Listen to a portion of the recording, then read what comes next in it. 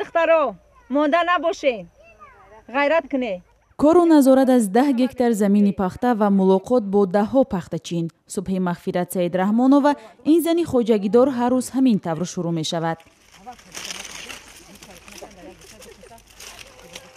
مغفرت رهبری خواجگی دهقانی ایدیبک در ناحیه شهری توز را بر دوش دارد.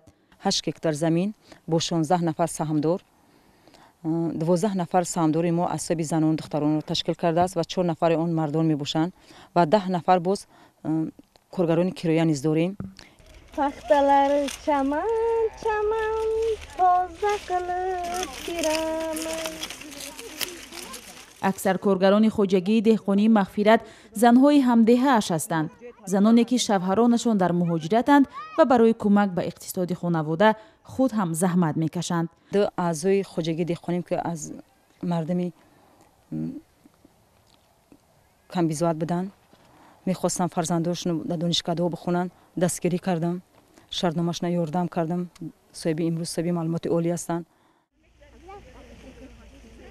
حالا کار در زمین‌های او در اوج است و امید دارد حاصل چشمرس خواهد گرفت.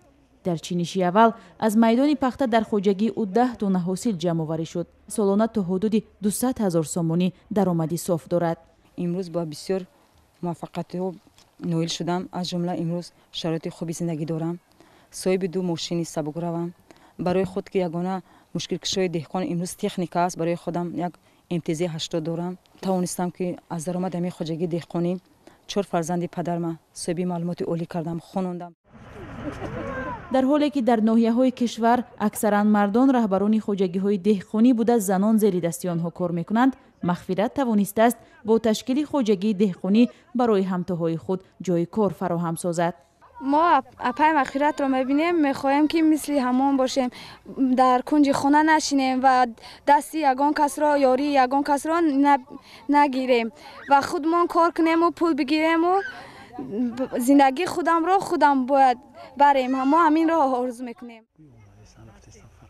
بر اساس اطلاع تازه آژانسی آمار تاجیکستان در حال حاضر در کشور 30,000 خواجگی دهقانی را زنان رهبری میکنند که در مقایسه با 1 سال پیش حدود 50% افزایش یافته است.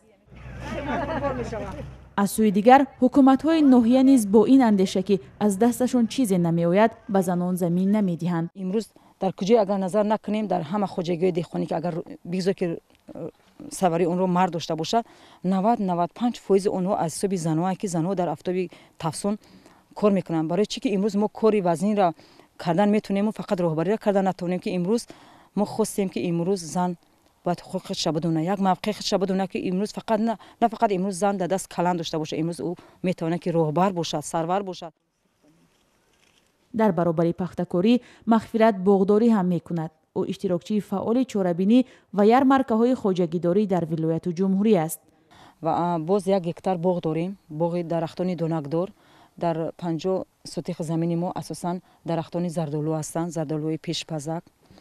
و در باقی دیگر زمین در 50 سوتیخ زمین دیگر بادام داریم، شفتالو داریم، خرما داریم و دیگر درختان میوه دهنده داریم که اساساً این برای اعضایان خواجگی دهقانی اند. اراده قوی و جسارت به مغفرت امکان می‌دهد که در برابر کاری سنگین صحرا تواند مادر مهربان و زن عاقله در زندگی باشد.